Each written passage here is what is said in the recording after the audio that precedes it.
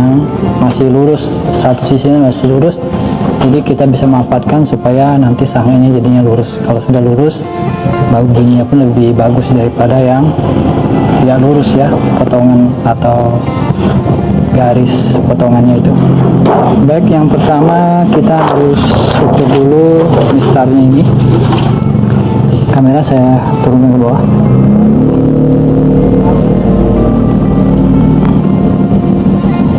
Ini diukur dulu, karena standar tuh biasa 63, ini sudah 63 cm ya, sudah dikasih tanda 63 cm standar bunyi ya. Kemudian kita bentang, kita cari sisi yang lurus. Kalau ini sudah kurang lurus, salah potong, ini kita